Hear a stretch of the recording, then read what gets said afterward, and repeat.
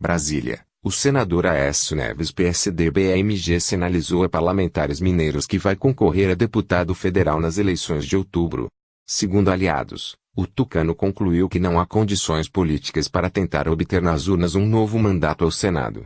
Apesar de aparecer em segundo nas pesquisas, o senador teria um índice de rejeição elevado, o que, na avaliação dos tucanos de Minas, inviabilizaria sua candidatura.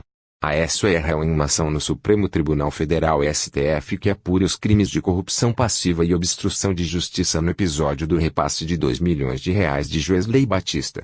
Ele também é investigado no Supremo em inquéritos derivados da Operação Lava Jato. Oficialmente, a assessoria do tucano afirma que ele ainda não se manifestou sobre seu futuro político. Parlamentares do PSDB de Minas ouvidos em caráter reservado pelo Globo, dizem, no entanto, que Aécio, além de pensar na disputa da Câmara, tem refletido inclusive sobre a hipótese de deixar a política e não ser candidato. Lei APF indica que Aécio atuou para maquiar dados usados por CPI que investigou o mensalão. O sentimento é de que ele será candidato a deputado federal. É o que ele tem sinalizado para nós, mas ele não oficializou ainda sua posição. Temos que esperar, disse um parlamentar mineiro. A convenção do PSDB de Minas Gerais será dia 28 de julho.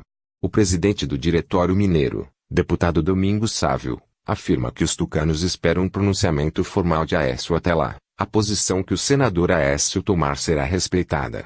Essa dúvida sobre o destino dele, Senado ou Câmara, toma conta de todos nós, mas ele irá responder sobre isso até o dia da convenção, diz Sávio. Os tucanos mineiros relembram que a candidatura de Aécio ao Senado começou a naufragar na negociação da cúpula do PSDB que tornou o senador Antônio Anastácio candidato do partido ao governo de Minas Gerais.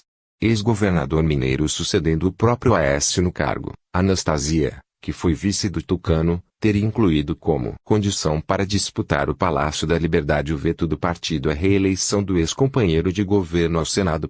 Nas conversas com tucanos de sua confiança, Aécio tem debatido a possibilidade de seguir dois caminhos: a candidatura a deputado e a desistência de disputar as eleições. A segunda opção, segundo os tucanos, agrada a própria família de Aécio, que pressionaria o tucano a deixar a política. Concorrer à cadeira na Câmara é considerada uma saída atrativa para Aécio porque ele manteria, caso eleito, as prerrogativas parlamentares que lhe asseguram tratamento especial nos casos em que é investigado.